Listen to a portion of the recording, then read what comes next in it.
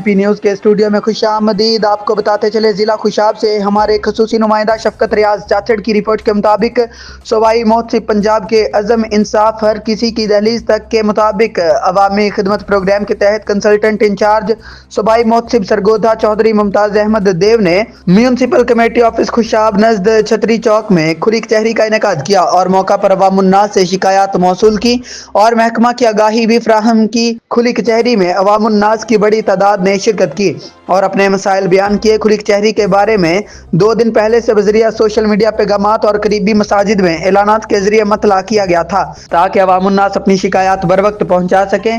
اس موقع پر consultant incharge Chaudhry ممتاز کا کہنا ہے کہ عوام الناس سے گزارش ہے کہ بلا خوف تمام محکموں کے خلاف شکایات ہمارے پاس لے کر آئیں۔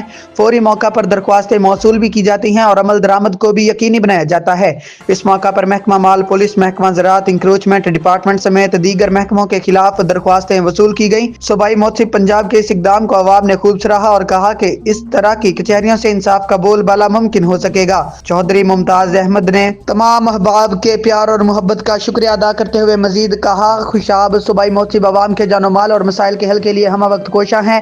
قومی مفادات اور معاشرے کی تعمیر و ترقی ہمارا مشن ہے۔ شہریوں کی جان و مال کے تحفظ اور مسائل کے حل کے لیے تمام تر وسائل بروئے کار لائے جا رہے ہیں۔ میری آفس کے دروازے ہمیشہ کی طرح ہر خاص و عام کے لیے ہمہ وقت کھلے ہیں۔ فی الوقت کے لیے اتنا ہی۔ مزید خبروں کے لیے دیکھتے رہیں TMP نیوز۔ اللہ حافظ۔